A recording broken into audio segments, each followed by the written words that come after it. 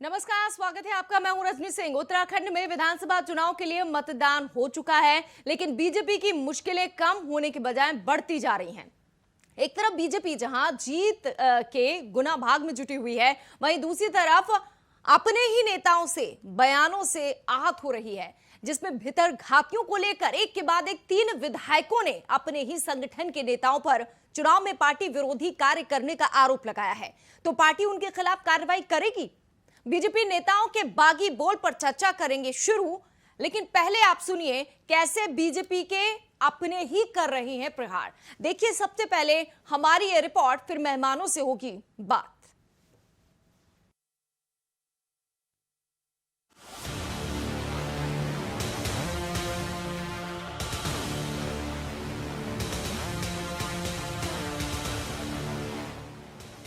उत्तराखंड में विधानसभा चुनाव के बाद जहां बीजेपी और कांग्रेस अपनी अपनी पार्टियों की सरकार बनाने का दावा कर रहे हैं, वहीं दूसरी तरफ बीजेपी के लिए मुसीबतें कोई विपक्ष नहीं बल्कि अपनी पार्टी के वो भीतरघाती बन रहे हैं जिन्होंने इस चुनाव में अपनी पार्टी के खिलाफ काम किया है। और ऐसे ही नेताओं पर बड़ी कार्रवाई करने की मांग अब पार्टी प्रत्याशी कर रहे हैं। कुछ पार्टी के गद्दारों ने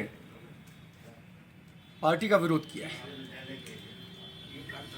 उन्होंने अपना पार्टी के प्रति जो उनका धर्म था वो नहीं निभाया, जिसकी वजह से पार्टी को नुकसान पहुंचा है, पार्टी के नाम को नुकसान पहुंचा है। और इससे मैं ये समझता हूँ कि पार्टी को उनके नामों का उनका सब पता है, इसलिए पार्टी जो भी उचित निर्णय उनके प्रति लेगी वो पार्टी के ऊपर। जो उत्तराखंड में पार्टी का प्रदेश अध्यक्ष मदन कौशिक, वो उन्होंने कई सीटों पर प्रत्याशियों को हराने का काम किया है और उनके जो नामित सभासद उनके द्वारा और उनके जो नज़दीकी कार्यकर्ता थे, उन्होंने बसपा प्रत्याशी के पक्ष में काम किया है, मुझे हराने का काम किया है। वहीं बीजेपी में बागियों को सबक सिखाने की बात कही जा रही है। निश्चित रूप में कार्रवाई होनी चाहिए, पर उसके सबूत भी होने चाहिए, तो पार्टी उसके लिए कोई ना कोई टीम बनाएगी, उसका इन्वेस्टिगेट करेगी। सर नहीं, देखिए, ये सारे विषय संगठन के भीतर के विषय हैं और अगर कहीं किसी प्रकार की किसी को कोई शिकायत है तो उसे उचित माध्यम से उचित स्थान पर अपनी शिकायत दर्ज करानी चाहिए। इसके अतिरिक्त अगर हम सीमाओं का उल्लंघन करते हैं तो अनुशासनहीनता के दायरे में आते हैं। इधर बीजेपी में चल रहे घमासान पर कांग्रेस के प्रदेश महामंत्री संगठन मथुरा दत्त जोशी ने तंज कसा। इस तरीके संजय गुप्ता जी का बयान आया है और चंपावत के विधायक का बयान आया है और काशीपुर से चीमा जी का बयान आया है, वो हमारे आरोपों को सिद्ध करता है। हम पहले भी कहते रहे हैं कि भाजपा में सब कुछ ठीक नहीं चल रहा, ज़बरदस्त अंतर्द्वंद है और भाजपा उसको दबा रही थी। लेकिन आज तो देखो, प्रदेश अध्यक्ष पर आरोप लगना बड़ी गंभीर बात है और आरोप भी गंभीर आरोप लगे, कोई हल्का फुल्का आरोप प्रदेश अध्यक्ष जी पर नहीं लगा है। और वो एक विधायक ने कहा है, निश्चित रूप से उसमें कुछ न कुछ तो गड़बड़ी है। 10 मार्च को चुनावी परिणाम आने हैं, लेकिन रिजल्ट आने से पहले ही बीजेपी में घमासान शुरू हो गया है। अब देखना दिलचस्प होगा कि देवभूमि में टूटेगा मिथक या होगा सत्ता का बदलाव।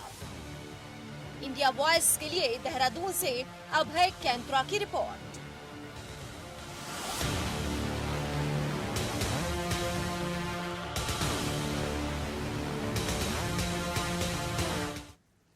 तो दावे बीजेपी की तरफ से किए गए 60 पार इस बार। पिछली बार 57 सीटें मिली थी, लेकिन अपने ही उन दावों पर पानी फेरते नजर आ रहे हैं। चर्चा को करते शुरू, हमारे साथ तमाम मेहमान जुड़ चुके हैं, स्वागत करते हैं। सबसे पहले कांग्रेस जो आरोप लगा रही है, कांग्रेस की तरफ से हमारे साथ चर्चा में भाग ले रही है प्रदेश प्रवक्ता गरिमा दसौनी जी, बहुत बहुत स्वागत है आपका। बीजेपी की तरफ से प्रदेश प्रवक्ता नवीन ठाकुर जी, आपका भी स्वागत है। और आप प्रदेश प्रवक्ता है आपकी संगीता शर्मा जी, बहुत बहुत स्वागत है। बीजेपी से सबसे पहले लेते हैं जवाब, क्योंकि बीजेपी के तीन विधायकों ने प्रदेश अध्यक्ष पर बहुत गंभीर आरोप लगाए हैं। नवीन ठाकुर जी, आप जिस जीत की बात कर रहे हैं वो जीत कहां है? यहाँ पर अपने ही लोग आरोप लगा रहे हैं। निश्चित तौर पर रजनी जी, पार्टी की जिन जिन प्रत्याशियों ने आलोचना की या सवाल उठाए वो अनुशासनहीनता के दायरे में आता है और हमारे शीर्ष नेतृत्व ने इसका संज्ञान लिया है। आज हमने जो है रिपोर्ट बनाकर शीर्ष नेतृत्व को भेज दी और सबको तलब किया गया, सबसे जो है जवाब मांगा गया है। और जो अनुशासनहीनता करेगा, पूर्व में भी हमारी पार्टी ने किसी को बख्शा नहीं है। पार्टी से ऊपर कोई नहीं है, पार्टी सर्वोपरि है। अगर किसी को कोई व्यक्तिगत समस्या थी तो उनको जो है उचित फोरम पर रखना चाहिए था। पार्टी के बहुत सारे जो है फोरम हैं, वो हमारे शीर्ष नेतृत्व है, उनके समक्ष रखना चाहिए था। लेकिन इस प्रकार मीडिया के बीच में रखना निश्चित तौर पर अनुशासनहीनता, और पार्टी इसका जो है सख्त संज्ञान ले रही है और सख्त से सख्त कार्रवाई अनुशासनहीनता बरतने वाले लोगों पर की जाएगी। ठीक है सर, आपने बात रख दी। मैं आऊंगी आपके सवाल के से ही एक और सवाल होता है, आपके जवाब से वो लूंगी मैं। गरिमा जी, कांग्रेस बार बार ये कहती रही है कि भाई हमारे यहाँ तो सब कुछ ठीक है, ऑल इज वेल, बीजेपी का नहीं है। अब देखिए, एक के बाद एक 3 विधायकों के आरोप बहुत कुछ बता देते हैं।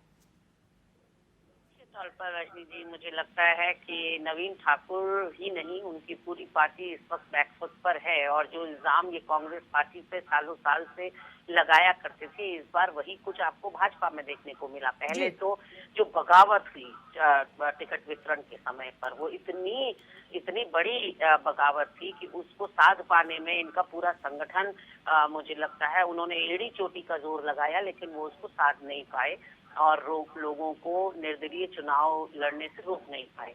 और अब जब संजय गुप्ता का आया था वीडियो मतदान की शाम, उस वक्त भी मैंने इस बात को कहा था कि ये केवल एक वानगी भर है, अभी विस्फोटक स्थिति आनी बाकी है। अभी आपको मात्र आप 3 गिना रही हैं, मैं गारंटी आपको दे सकती हूँ कि मैक्सिमम इनके विधायक प्रत्याशी बहुत शुभ हैं, जो कि उनके ऊपर जिस तरह से उनको हराने के लिए एड़ी चोटी का जोर, या फिर ऐसा हो सकता है कि अपनी हार निश्चित जानकर ये लोग कम से कम हार का ठीकरा अपने सर पर तो नहीं फुड़वाना चाहते। और अभी ठाकुर जी ने कहा कि हमारे रिपोर्ट चली गई है, अनुशासनहीनता है, जवाब तलब किया जाएगा। तो एक तरफा जांच चल रही है क्या? किसी ने मदन कौशिक से पूछा कि आपने क्या ये सब किया है जो आपकी निष्ठा पर इतना बड़ा सवाल उठा रहे हैं? और रजनी जी, आप सोचिए, अगर प्रदेश अध्यक्ष की दल के प्रति निष्ठा पर प्रश्न चिन्ह लग रहा है तो कार्यकर्ताओं का कितना मनोबल गिर रहा होगा। दरअसल बात यह है कि सत्ता संभालनी नहीं आई भारतीय जनता पार्टी को, और ये प्रकरण केवल उत्तराखंड का नहीं है, ये पूरे देश में यही हाल है भारतीय जनता पार्टी के कार्यकर्ता का, कि वो अपने आप को शोषित महसूस कर रहा है। वो कहीं ना कहीं अपने ऊपर होते हुए अन्याय को देख रहा है कि सत्ता प्राप्ति के लिए हम अपना खून पसीना बहाते हैं, लेकिन जब सत्ता मिल जाती है तो भारतीय जनता पार्टी के नेता, मंत्री, विधायक उनका फोन तक नहीं उठाते। तो शायद इन लोगों को नाच न जाने आंगन टेढ़ा वाली बात हो गई कि जरूरत से ज्यादा शायद किस्मत ने इनको दे दिया, तो इन लोगों को उसको संभालना नहीं आया। और अपने कार्यकर्ताओं से ही आज इस तरह की चुनौती, अपने विधायक प्रत्याशियों से चुनौती मिल रही है। लेकिन यहाँ पर एक बड़ा प्रश्न ये भी है कि ये विधायक लोग सब चुनाव संपन्न होने के बाद क्यों एक दूसरे पर आरोप प्रत्यारोप कर रहे हैं? चुनाव जब गतिमान था तब क्यों नहीं बोला? टिकट वितरण के समय क्यों नहीं बोला? मदन कौशिक कोई इतने बड़े सूरमा तो थे नहीं कि मदन कौशिक के खिलाफ कोई इनको आला कमान का नेता नहीं मिला जिससे ये शिकायत नहीं कर सकते थे। यहाँ अमित शाह आए, राजनाथ आए, गडकरी आए, दुनिया भर के लोग यहाँ आए। आप अमित शाह की शिकायत, आप मदन कौशिक की शिकायत किसी से भी कर सकते थे। तो अब जब पूरा मतदान हो गया, चुनाव हो गया, तुम्हारा सर्कस खत्म होने का नाम नहीं ले रहा है। 5 साल तक हमने यही दूरा कुश्ती देखी भारतीय जनता पार्टी के अंदर। युवा जो है रोजगार की बात जोते रहे, महिलाएं जो है महंगाई कम करने की आस लगाए। मौका दूसरे प्रवक्ता को देते, आऊंगी मैं आपके पास। आपकी प्रदेश प्रवक्ता संगीता शर्मा जी, आप पार्टी लगातार बीजेपी पर भी हमलावर रही है, चाहे उनके नेता इधर से उधर हो, और अब देखिए उन्हीं के ही नेता उनकी पार्टी पर आरोप लगा रहे हैं। तो देखिए, पहले ये जो अपने अंतर्कलह को छिपाने का बार बार बयान देते थे कि भाजपा में कोई अंतर्कलह नहीं चल रहा है, तो वो अब सबके सामने है। चंपावत विधानसभा से जो प्रत्याशी हैं कैलाश जैतोड़ी जी, वो लगातार मीडिया के माध्यम से बताने का कोशिश कर रहे हैं कि जो संगठन है उसने उनके साथ भीतर घात किया, और इसी के चलते कहीं ना कहीं उन्होंने जो अल्पसंख्यक मोर्चा टनकपुर शहर के अध्यक्ष थे उनको निष्कासित भी कर दिया गया है जिला अध्यक्ष के द्वारा। तो इस तरह का निष्कासन भी कहीं ना कहीं पार्टी कार्यकर्ताओं का और पार्टी पदाधिकारियों का शुरू हो चुका है। और चाहे वो हम काशीपुर सीट की बात करें या लक्सर विधानसभा की बात करें, तो अब इन्हीं के लोग इन पर आरोप लगा रहे हैं। तो इस ऐसे में जनता कैसे इन पर विश्वास जताए और इनके संगठन का जो कार्यकर्ता है वो कैसे इन पर विश्वास जताए, क्योंकि पहले भी जब पूर्ण बहुमत का एक मैंडेट जनता ने इनको दिया तो इन्होंने 3 मुख्यमंत्री बदलने का काम किया। तो वो भी कहीं ना कहीं अंदर जो अंतर कलह है और संगठन की नाकामी थी, उसी की वजह से 3 मुख्यमंत्री बदलने पड़े। और वही अब भी कहीं ना कहीं खुल करके दिखाई दे रहा है और वो आगे भी लगातार मुझे लग रहा है बहुत सारी सीटों में हमें अभी देखने को मिलेगा 10 मार्च से पहले। ठीक है नवीन ठाकुर जी, यही सवाल जो गरिमा जी ने कर दिया ये मुझे करना था, लेकिन मैंने कहा दूसरे गेस्टों को मौका दे। सवाल ये एक तरफा क्यों कार्रवाई, जिन पर आरोप लगे वो अनुशासनहीनता, जो आरोप लगा रहे वो अनुशासनहीनता कर रहे हैं, और जिन पर आरोप लगे यानी मदन कौशिक उनसे पूछा उनके खिलाफ भी कार्रवाई होगी कि नहीं? क्यों आपके विधायक सिर्फ उन्हीं का नाम ले रहे हैं? नहीं रजनी जी, एक तरफा नहीं है। माननीय मदन कौशिक जी से भी स्पष्टीकरण मांगा गया है और जिन लोगों ने आरोप लगाए उनसे भी जवाब तलब किया गया है। हमारे प्रदेश महामंत्री अजय जी इस मसले को देख रहे हैं और निश्चित तौर पर जो है समाधान होगा। लेकिन यहाँ जो दोनों ही दल, हमारी दोनों बहनें, एक बड़ी दीदी और एक छोटी बहन, आरोप लगा रही है कि भारतीय जनता पार्टी, ये देखिए चुनाव के दौरान सब दलों में जो इस तरह की बात उत्तराखंड में ज्यादा दिक्कत है। आप देखिए कांग्रेस को तो अपने प्रत्याशी बदलने पड़े, 6 जो लोगों की सूची बदलनी पड़ी, कितनी अंतरकलाल रही। हमारे मुख्यमंत्री के खिलाफ कोई भाजपा का प्रत्याशी नहीं लड़ा, लेकिन इनके तो मुख्यमंत्री के जो दावेदार थे आदरणीय हरीश रावत जी, उनको अपनी सीटें छोड़ के बदलनी पड़ी। रामनगर से जो है उनको मजबूरी में लालकुआं जाना पड़ा। वहां देखिए आप रंजीत रावत ने किस तरह का बयान दिया। ठाकुर जी, जब हम आपसे सवाल करते हैं तो आप अच्छा एक सवाल का जवाब दीजिए। गरिमा जी ने भी वही सवाल किया और सवाल ये लाजमी भी है कि ये चुनाव के बाद ही क्यों कह रहे हैं? क्या आपके विधायकों को हार का डर सता रहा है? नहीं देखिए, ये तो संजय जी बताएं कि वो हार रहे हैं, जीत रहे हैं, या क्या डर सता रहा है। लेकिन मैंने अंतरकला की बात की। अंतरकला दोनों दलों में बराबर रही और आम आदमी पार्टी से छूती नहीं रही। आम आदमी पार्टी के तो अंतरकला आपके अंदर आप लोग की पार्टी में भी है ना, ये मान रहे हैं आप? नहीं, मैंने कहा कि तीनों दलों में चुनाव के दौरान जो है इस बार उत्तराखंड में ज्यादा नहीं तो इससे पहले भारतीय जनता पार्टी में नहीं देखने को मिलती थी, लेकिन इस बार निश्चित तौर पर जो है इन्होंने अनुशासनहीनता से बाहर जाकर काम किया है, कृत्य किया है और उनकी सजा निश्चित तौर पर मिलेगी। पूर्व में भी हमने बड़े बड़े निर्णय किए हैं। अभी आपके सामने जो हरक सिंह रावत का निर्णय रहा, दावा किस बिना पर कर रहे थे 60 पार? जब आपके यहाँ सब कुछ ठीक ठाक नहीं चल रहा, बाहर कांग्रेस से आए लोगों को आप 24-72 घंटों में टिकट दे देते हैं, सवाल वहां से उठने शुरू हो गए थे। अब क्या आपको जीत मिलेगी? मिथक तोड़ पाएंगे आप लोग या फिर सत्ता का बदलाव होगा? ये दोनों पार्टियां जो बैठी हुई है, कांग्रेस और आप। मिथक रजनी जी, मिथक हमने पहले भी तोड़े, भाजपा ने जो है बहुत मिथक तोड़े, इस बार भी मिथक तोड़े। और रही बात टिकट देने की, कांग्रेस ने भी दिए हैं, 15-15 मिनट पहले दिए हैं। हमारी जो है धन सिंह नेगी जी गए वहां पे, जो है तुरंत टिहरी से तुरंत 15 मिनट पहले टिकट दिया गया। हमने जब किशोर जी को यहाँ टिकट दिया, उन्होंने वहां दिया। तो राजनीति में ये तो जो है इस बार हुआ है, बहुत सारी चीजें हुई हैं। कोई आप एक आरोप नहीं लगा सकते कि भारतीय जनता पार्टी ने 15 मिनट पहले टिकट दिया। बहुत लोगों को टिकट दिया, उन्होंने रामगोपाल जी को टिकट दिया, ओम गोपाल जी को टिकट दिया महेंद्र नगर से, तो बहुत लोगों को टिकट दिया। उस विषय वो नहीं है, विषय ये है कि हमारे यहाँ जो अनुशासनहीनता हुई उस पर हमने बहुत सख्ती से कार्रवाई की। लेकिन ये इनका अपना निर्णय है, ये अपने जो इनके प्रत्याशियों के खिलाफ लोग खड़े रहे उनके खिलाफ क्या करते हैं, और केवल भारतीय जनता पार्टी पे ही आरोप लगा रहे हैं।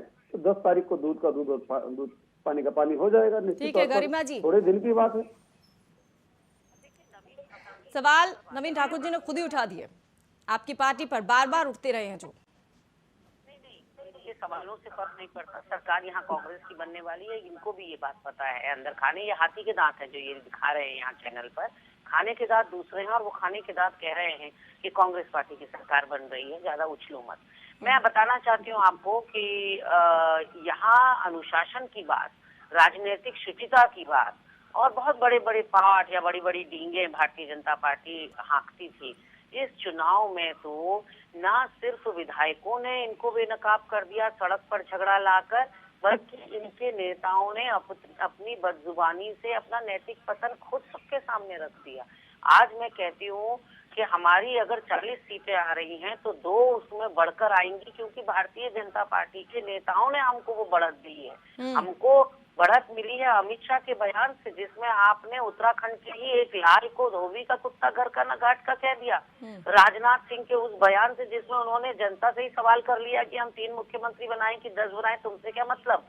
जिसमें हेमंत बिस्वा शर्मा ने राहुल गांधी से राजीव गांधी के पुत्र होने का प्रमाण मांग लिया। तो जनता को लगा कि मोदी जी की आड़ में आखिर ये कब तक जीतते रहेंगे। आप देखिए कि तमाम पूरे उत्तराखंड में आप चले जाइए, आपको मोदी जी के ही पोस्टर नजर आएंगे, क्योंकि इनके स्थानीय नेताओं में वो दम है ही नहीं। ठीक है, तो उनकी पार्टी के ही है, वो कोई बात नहीं है। नवीन ठाकुर जी, एक बात जो गरिमा जी कह रहे हैं कि भाई अगर उनकी जीत हो रही है, 40 सीटें मिल रही हैं, तो ये तो बीजेपी की बदौलत हो रहा है। आपके अंतर खाने जो है आपके विधायक खा रहे हैं, उसका फायदा कांग्रेस, यानी आप अपनी पार्टी को फायदा पहुंचाने के लिए लड़ रहे हैं या फिर कांग्रेस को?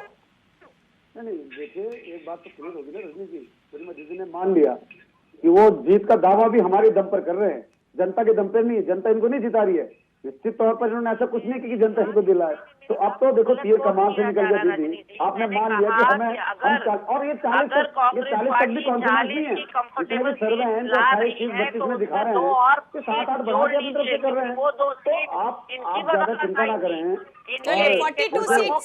42 सीट्स के बारे में कह रही है, 2 और जोड़ लीजिए जो आपके विधायक जो हार रहे हैं उनके बारे में जोड़ लीजिए, जो इन्होंने हमको दे दी है तस्वीर में सजाकर अपनी बदजुबानी से, बिलो द बेल्ट रिमार्क से। देखिए सीट आपकी खिसकती जा रही है।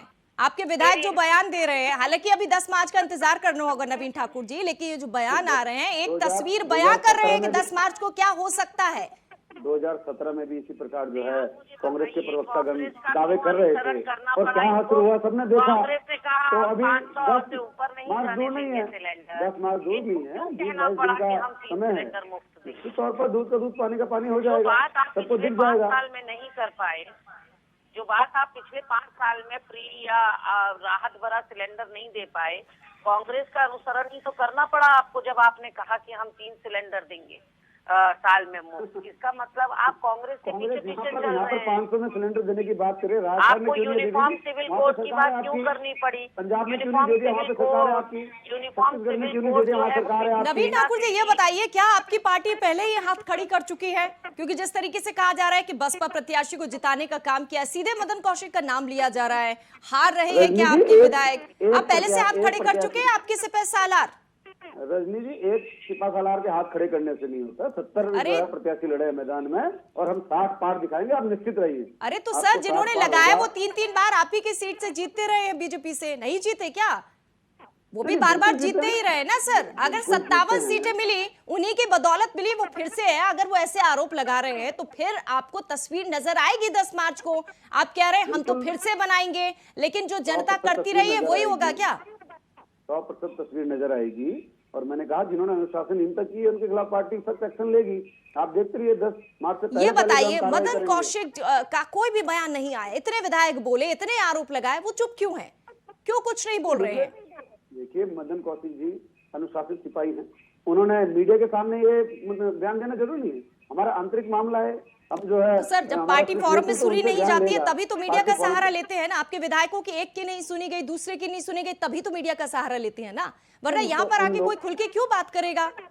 उन लोगों को चुनाव से पहले लेना चाहिए था सारा, चुनाव के पहले क्यों नहीं बोले? आप उनसे भी सवाल करिए, हमने तो उनसे जो है सवाल जवाब किया है। आप प्रदेश प्रवक्ता है बीजेपी के नवीन ठाकुर जी, आपको हर किसी का जवाब देना होगा क्योंकि वो आपकी पार्टी के लोग जुड़े हुए हैं, तो मैं आपसे सवाल करूंगी ना। निश्चित तौर पर हमने जवाब दिया है जो हमने जवाब देना चाहिए।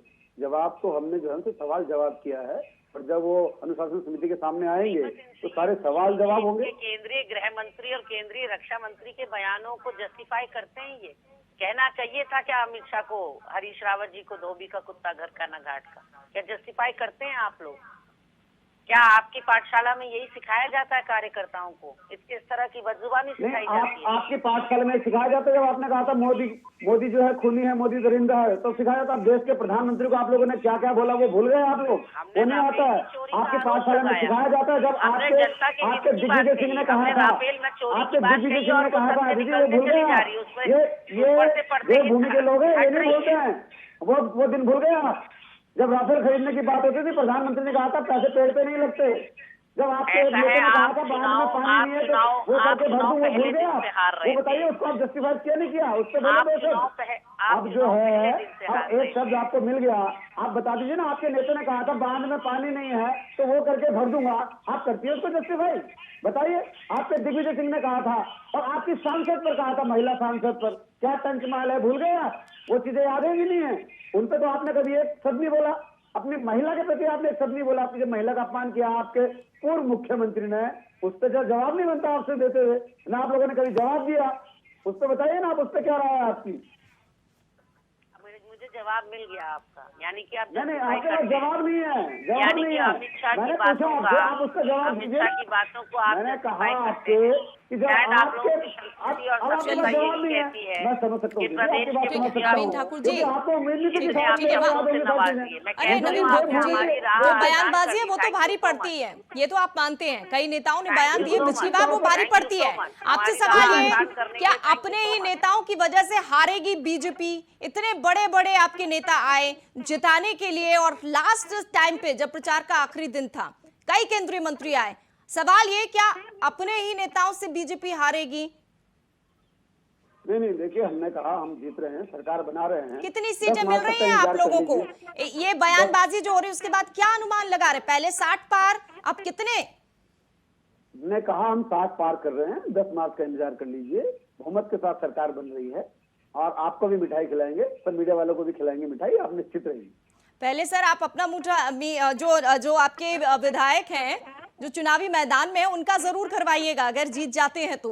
वो जो कड़वा बोल रहे हैं 10 मार्च की, आपकी टेंशन तो बढ़ा दी ना उन्होंने। नहीं, इनके बोलने से कोई टेंशन नहीं बढ़ती। और हमने कहा कि जब हमने हरीश सिंह रावत जैसे बड़े कद्दावर नेता पर कार्रवाई कर दी, कांग्रेस हिम्मत दिखाए? कांग्रेस तो नहीं हिम्मत कर सकती, कांग्रेस तो नहीं कभी हिम्मत कर सकती। कांग्रेस दिखाया भी किसी कद्दावर नेता को बर्खास्त करके? इन्होंने ये कर पाया क्या?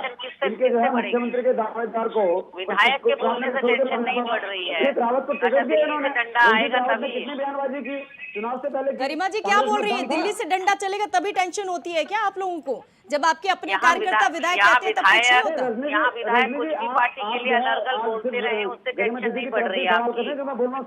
वो छिपाते फिर रहे हैं चैनलों में, आप लोग चैनलों में वो छिपाते फिर रहे हैं, बैक फुट पर है। अच्छा, लोग कह रहे हैं आपकी पार्टी के लोग कह रहे हैं बिल्कुल, वो भी हम खबर लगातार दिखाते रहे, ऑडियो वायरल हुआ था, उसके बाद सीट बदल दी गई थी नवीन ठाकुर जी, वो भी सब जानते हैं। जब आप सत्ता में जो पार्टी है उससे किया जा रहा है, किस मिथक को तोड़ने की बात आप लोग कर रहे हैं वो आपसे हम कर रहे हैं। लगातार 2 बार आप सरकार बनाने का दावा कर रहे हैं, तो सवाल किससे करूं? कांग्रेस से करूं या आपसे करूं? नहीं, आपने सवाल किया, मैंने तो पूछा गरिमा दीदी से, उसका जवाब तो लेने दीजिए। ठीक है, जवाब ले लीजिए। उनकी तरफ से कर रही है दीदी। गरिमा दीदी बताएं कि रामनगर से रंजीत रावत ने कहा, हरीश रावत जी क्यों डर के भागे रामनगर छोड़ के? क्यों लालपुर भागना पड़ा? लालपुर में एक महिला का अपमान किया आपने, वो जहाँ टीवी पे गई, उत्तराखंड की पूरी जनता ने देखा, उस महिला को जो हॉस्पिटलाइज होना पड़ा। चलिए जवाब लीजिए फटाफट, फिर संगीता शर्मा के पास चलेंगे। जवाब तो लीजिए नवीन जी, अब आप बोल चुके ना। मैं देखिए रजनी जी कहना चाहती हूँ कि माननीय हरीश रावत जी का ही कद हो सकता है या उनकी विनम्रता ही हो सकती है कि पार्टी आला कमान ने कहा रामनगर से लड़ो, वो उन्होंने रजामंदी कर दी। पार्टी आला कमान को लगा कि रामनगर में शायद विस्फोटक स्थिति हो सकती है, लोग तैयार नहीं होंगे, लाल कुआं भेजने की बात करी, सर झुकाकर मान लिया। इतना कद्दावर नेता अपने पार्टी नेतृत्व के सामने, तो मुझे लगता है नवीन ठाकुर को कुछ सीखना चाहिए। जो घड़ी घड़ी आज बेसब्रे होकर हर कार्यकर्ता झंडा बुलंद कर देता है नेतृत्व के खिलाफ, तो उनको सब्र रखना अगर सीखना है तो माननीय हरीश रावत जी से सीखना चाहिए। और इसमें एक बात और निकल कर आती है कि पुष्कर सिंह धामी अपने को युवा नेता कहते हैं, युवा चेहरा कहते हैं और अपने पीछे पूरी भाजपा को खड़ा बताते हैं, तो ऐसे में क्यों नहीं हिम्मत कर पाए बाकी की 70 विधानसभा में से कोई एक विधानसभा चुनने? ठीक है, जवाब मिल गया। चले गए अपने गृह क्षेत्र, क्योंकि एक और चले गए अपने गृह क्षेत्र। एक और मेहमान है, उनसे भी बहुत देर से चुप है, उनसे भी सवाल कर देते हैं। संगीता शर्मा जी, आप लगातार दावा करती रही है दिल्ली मॉडल का कि हमें मौका देना चाहिए। आपको क्या लगता है 10 मार्च को इन दोनों ही पार्टी में जो अंतर कलर है, क्या आपको फायदा होगा? देखिए, जनता अपना जनादेश दे चुकी है और 10 मार्च को जब परिणाम आएंगे तो इस बार कुछ अप्रत्याशित ही परिणाम आएंगे, क्योंकि जो अंतरकलह है दोनों ही पार्टियों के बीच चल रहा था, तो उसका कुछ ना कुछ अलग ही परिणाम देखने को मिलेगा। और जो विकास के मुद्दों की बात भाजपा लगातार करती हुई आई 5 साल में, तो वो विकास कहीं भी दिखाई नहीं दिया। हमने चुनाव वाले दिन तक उस विकास को बहुत पास से महसूस किया कि भीमताल विधानसभा ठीक है, में विकास के एक नाम पर पुलिस वोट पड़ा अधिकारी है को या फिर कुछ और सोचकर उत्तराखंड की जनता ने वोट दिया है। वोट तो डल चुका है, अब 10 मार्च का इंतजार करिए कि भितरघात का किस पार्टी को नुकसान होता है। बहुत बहुत शुक्रिया गरिमा जी, नवीन ठाकुर जी और संगीता शर्मा जी हमारे साथ चर्चा में भाग लेने के लिए। तो खास पेशकश में इतना ही। तमाम अहम खबरें आप देखते रहिए इंडिया वॉइस पर।